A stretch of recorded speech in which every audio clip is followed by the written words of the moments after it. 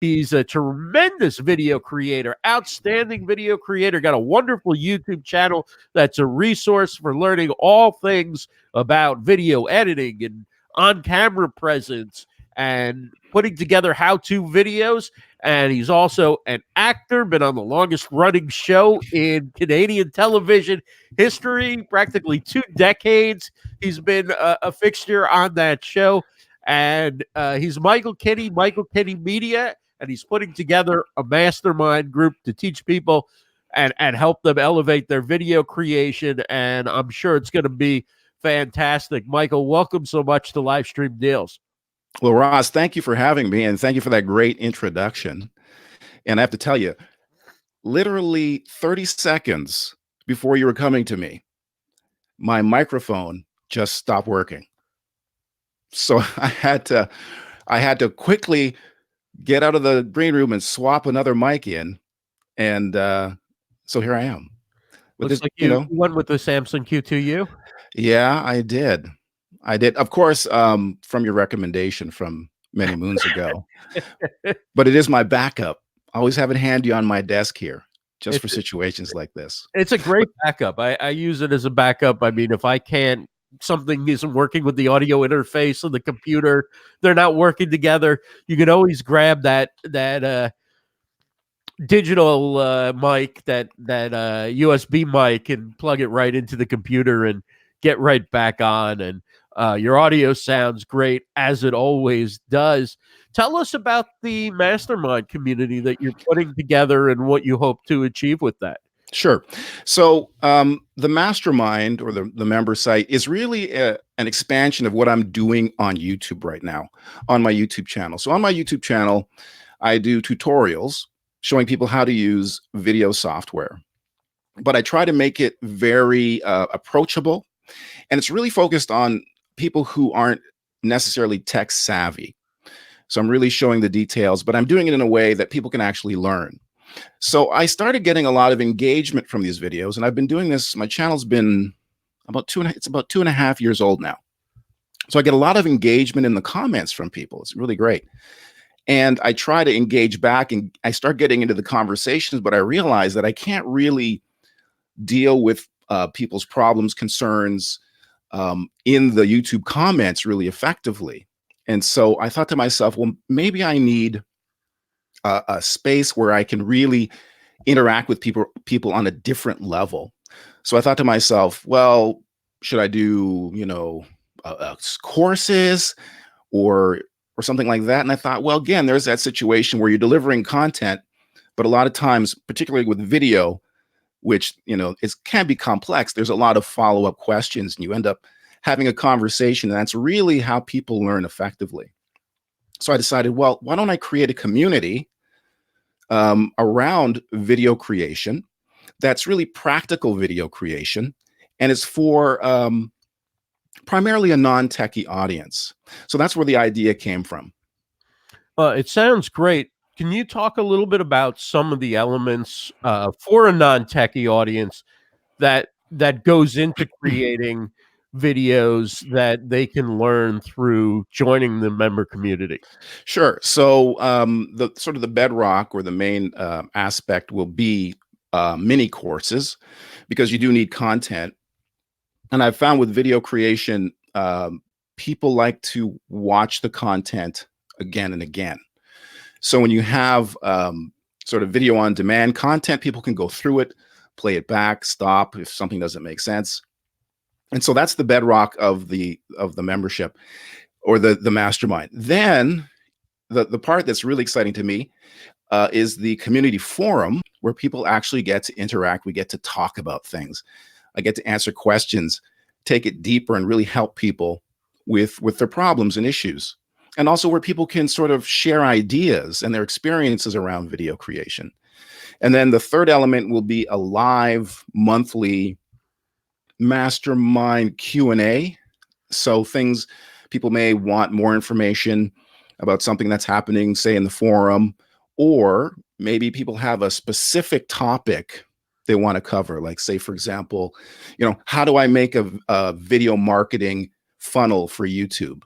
So in that case, I put together a very focused session and have a Q&A. So I'd be teaching a bit and then taking people's questions. So Right. those are the three major elements of the mastermind. Where do you think most people need help when it comes to improving at video creation, particularly in the type of videos that tend to succeed on YouTube? That's a good question. There's a number of a number of areas. I think one is planning, being strategic with your content in terms of your information and how you structure that, so that you're capturing an audience's attention and their interest, but also delivering the value. Very important. And then the second thing, and I know you'll appreciate this, the biggest challenge I see people have is audio. Is audio. Um, when you're making videos where you're trying to teach people things or even give them information, audio is critical because we get the majority of the information from the audio track. And you've probably heard before, people can excuse or will excuse mediocre video, but that audio is just a turnoff. And I think a lot of times people aren't aware of it. And I don't blame people because I don't think they do it purposely, but I don't think they're aware of it. For example, you'll see people, they'll have a DSLR camera that's about 6 feet away from them, and they'll have the boom mic on it, and they'll talk, and the sound's very echoey and boomy. Right. Now, you can hear what they're saying, but there's something distracting about that reverb and echo and that boominess. And it cuts down on the intimacy of the connection you're trying to make with the viewer. So I know I get a lot of comments from people on my videos. What mic do you use? What are you doing for your audio? So audio is a big part, and it really does. Good audio can really elevate a mediocre video. And you sound tremendous as always, and you're using a mic that's pretty much in the ballpark for most video creators to be able to afford, and for the least technical people to be able to plug into their USB port in their computer and start using with a couple of clicks on their settings. And so it really, a lot of the money goes into, like you said, the very expensive camera equipment, but the audio side isn't that expensive when it comes to getting something that works and gets you in the game. Now, you can spend a lot more and incrementally improve it, but to get good quality doesn't have to cost a lot or be technically challenging. No, and it's kind of I would say, through line in my YouTube channel.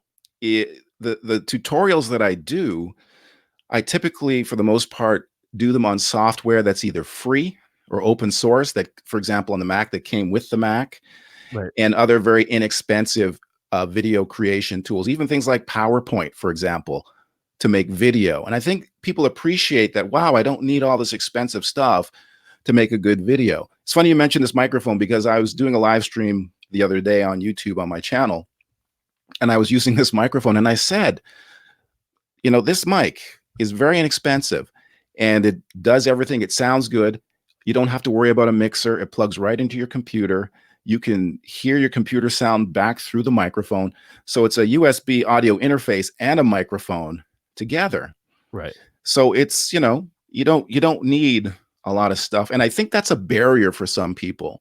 They become overwhelmed with the equipment and think, oh, in order to make a good video, I'm going to need to buy this expensive camera or this expensive microphone. I'm going to need this expensive computer and this expensive software. And it's just not true. Yeah.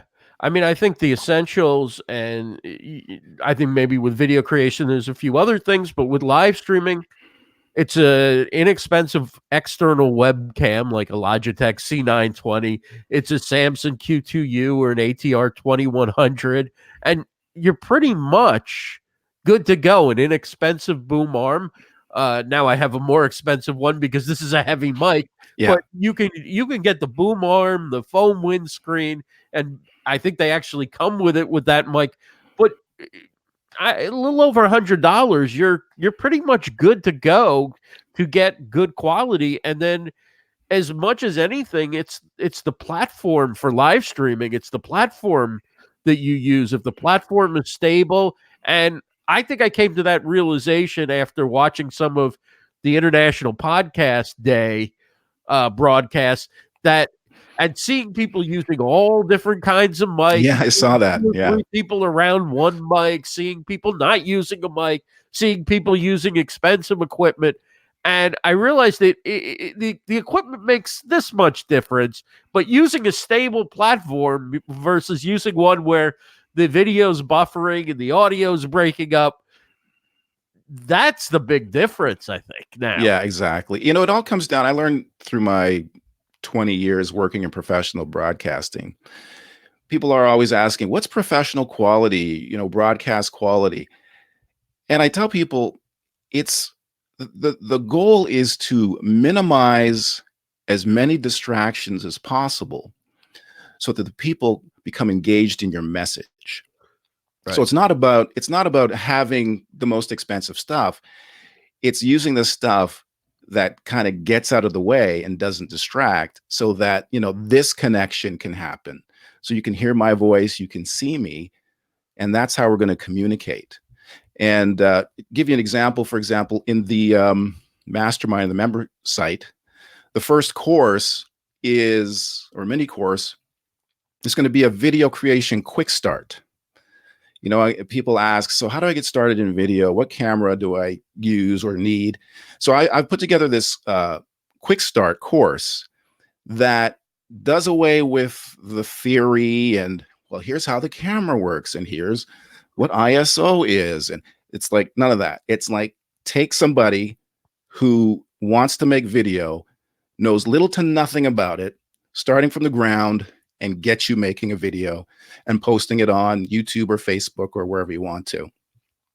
So that, I think, is a good foundation for people to get into sort of the feel and the process of creating video. And then from there, I'll be expanding and going deeper on all the various topics around video creation, including sound and graphics and animation and things like that. Do you do all your own graphics and do your own animation and sound when you're creating videos for yourself or for clients?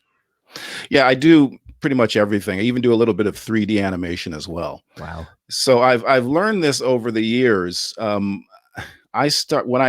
I kind of went independent around 2000, year 2000, believe it or not.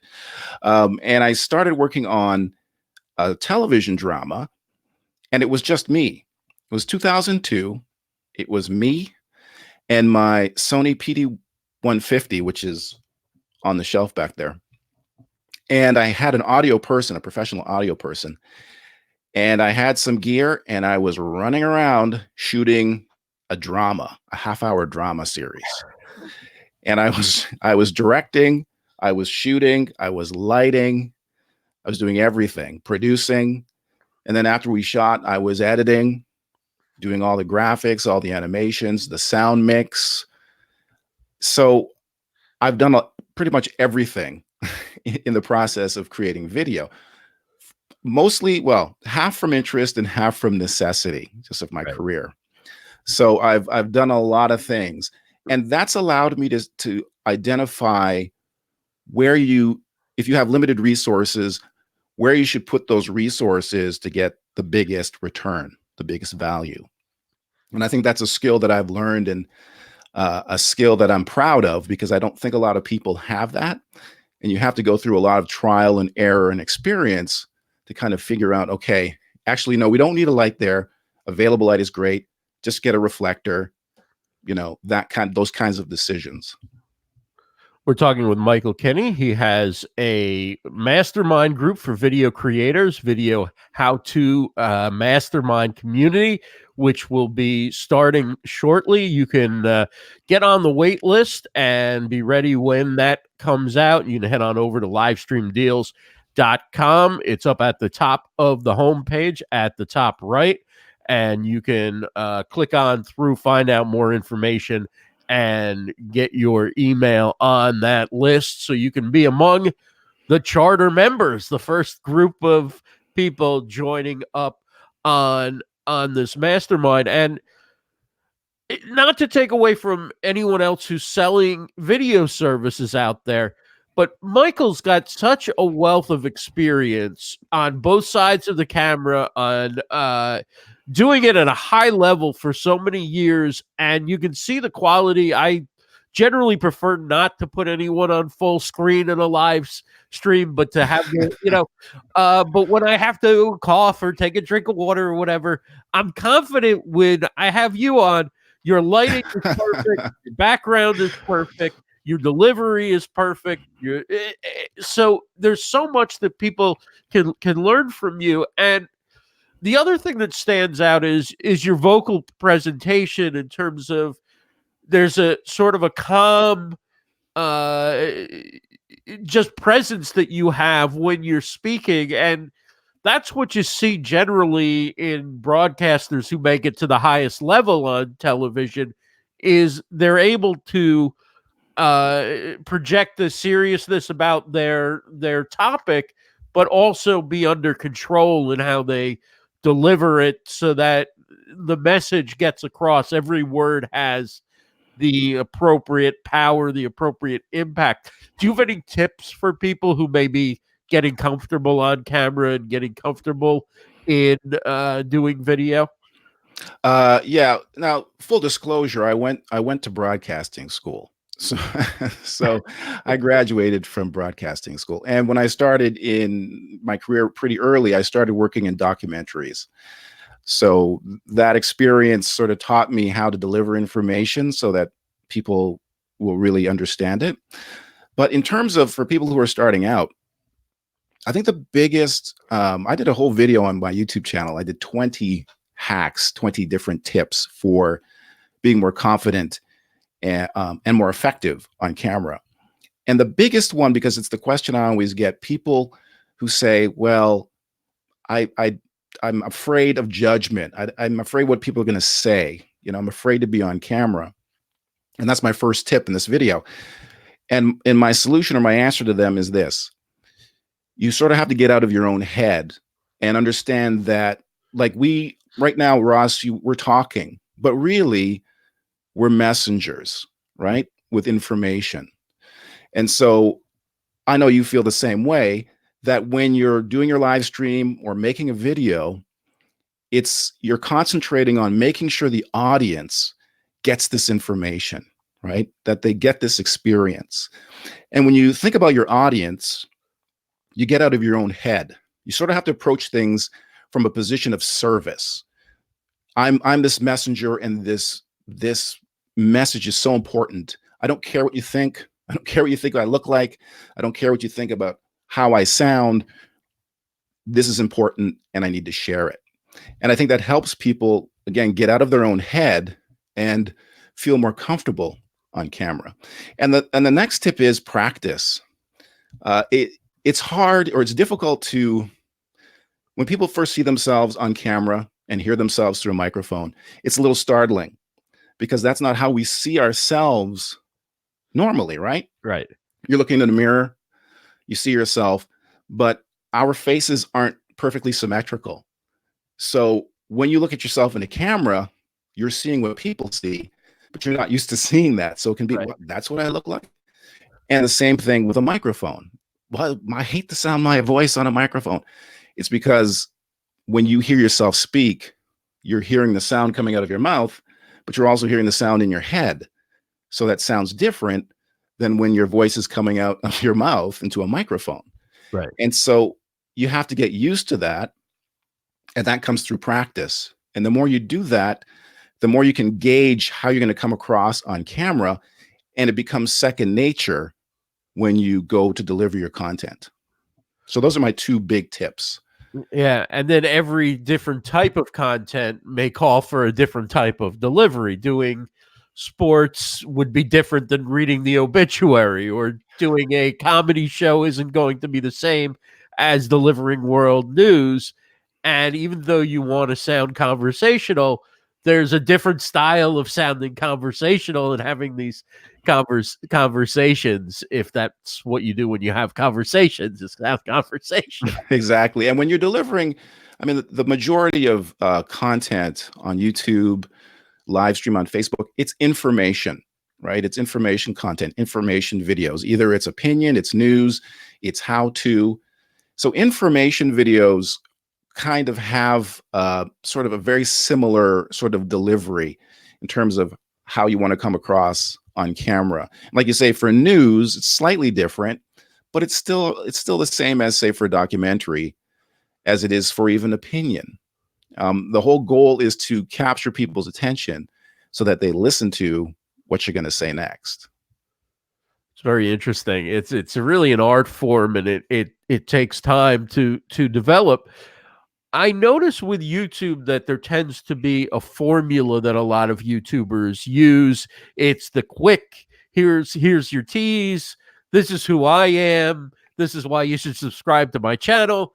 And let's get into it. Let's jump cut. Let's do a lot of sort of pattern interruptions. And then we'll provide you with something else to watch at the end so you stay with the channel.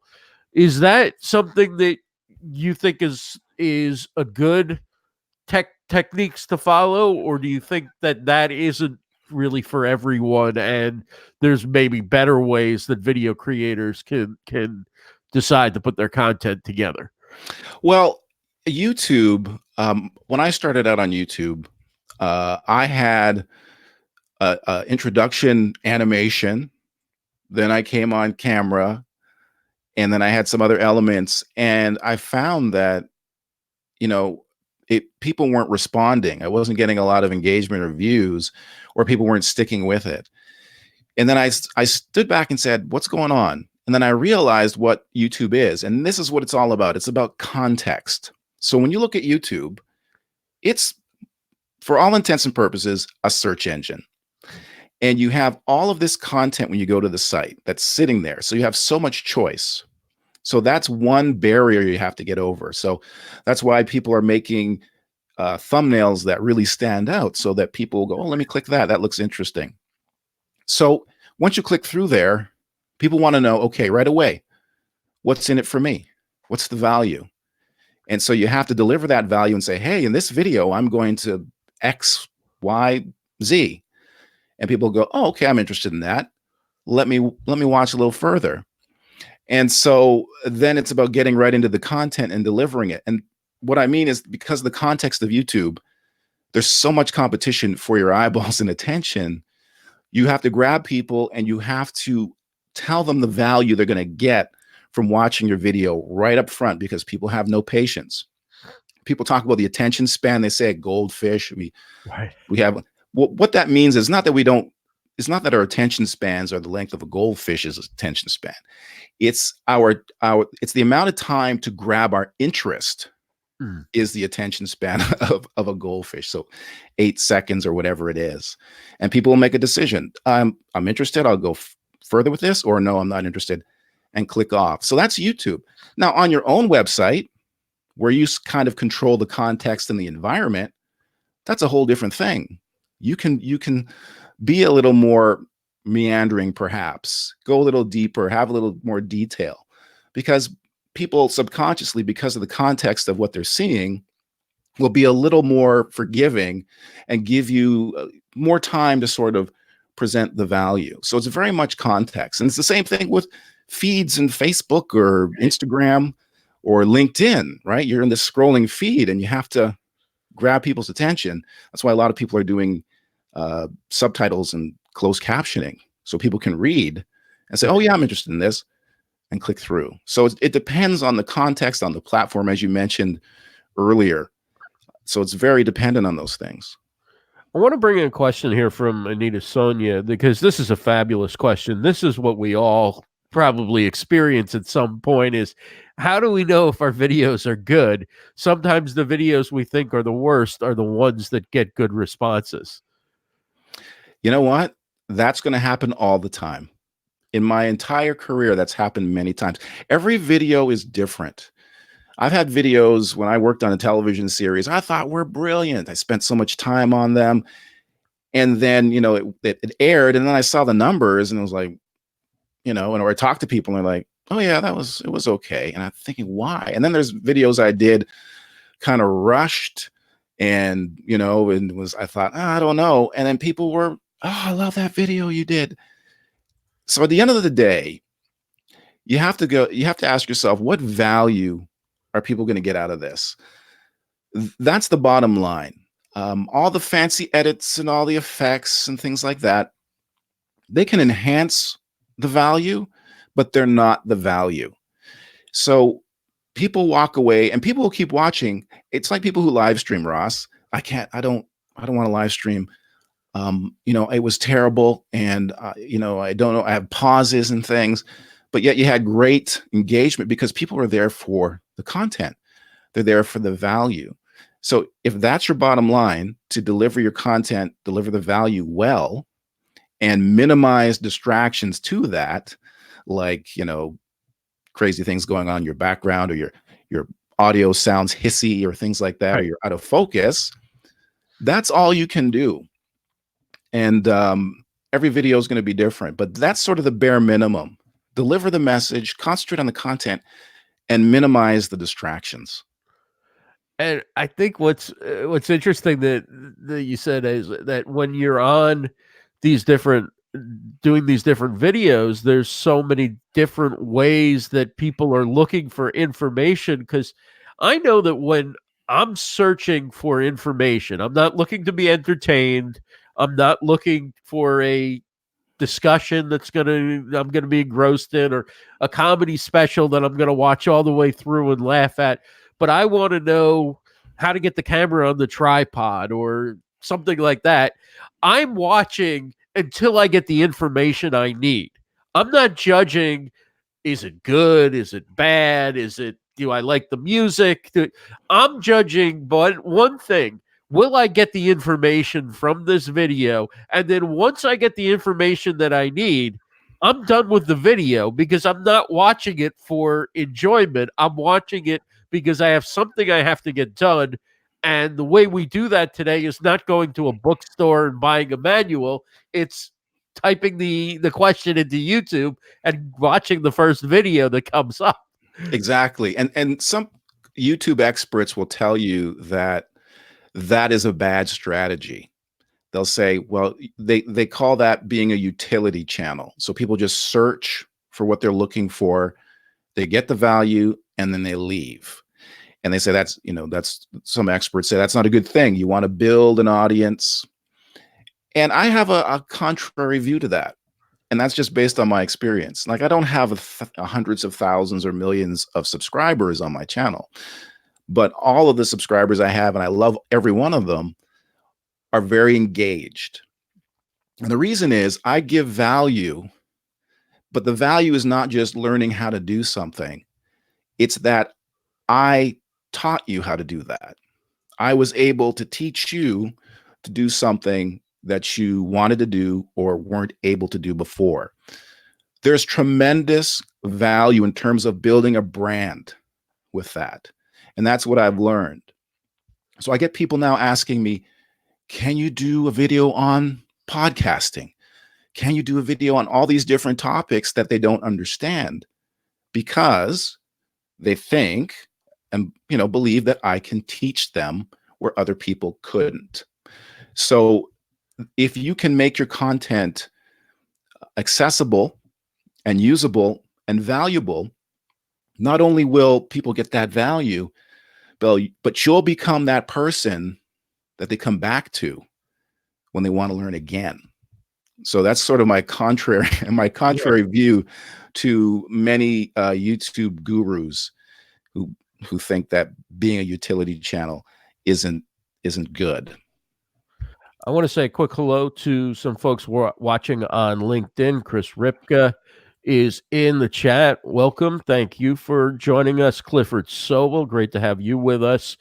Christina is here. Jose Antonio, Thank you, everybody, for joining us on LinkedIn and on all the platforms we're on. We're going out to 6 different platforms today using StreamYard and Restream together. We're on Facebook, we're on Twitter, Periscope, Twitch, YouTube, and LinkedIn. We're talking with Michael Kinney. He is going to be starting a mastermind group, and you can submit your email, get on the list by going to livestreamdeals.com. You can also check out the book from our first guest, Carlos Skill. It's called The End of Marketing. And Michael, before we let you go, what else are you working on, or is there anything else that we should be looking for from you soon? I know you've started live streaming and you've got a whole bunch of great videos on your channel. What else should we be following right now? Well, I attribute this to you, Ross, in terms of the live streaming, who, you got me started, inspired me to start live streaming. So I'm doing I'm trying to make it a weekly show called Pushing Pixels, which is a live stream show. Right now it's on Facebook, but I'm hoping to multi-stream like you're doing right now, Ross. Nice. And so it's a show where I talk about the issues and concerns and challenges of being an independent video creator. And so I sometimes have guests and we discuss all kinds of different topics. And so that's what I'm doing. And I'm also sort of condensing that into taking that live stream and condensing it into a podcast that'll go along with it. So just an audio version of that. I'm still doing my tutorials on my YouTube channel. And I'm also doing a live stream Q&A on my YouTube channel. I did my first one the other day, and my subscribers really enjoyed it and wanted me to do it again. So I'm doing it again. So yeah, that's what I'm doing right now. Ask me next week, Ross, and I could be, you can find me on Mixer and on Twitch too. Are you gaming also? Who knows, Ross? You started this, and now I'm just going crazy. I'm going to stream everywhere. Well, thank you so much for joining us, Michael Kinney. You can go to livestreamdeals.com and get more information about his mastermind group. I have never joined a video mastermind, but if I were to join one, and I may do so, I'm already gotten myself on that list. Michael is somebody that I look up to in terms of video creation and the best ways to go about doing it. So thanks. It's an honor to have you on the show. Well, thanks for having me, Ross. It's been a pleasure.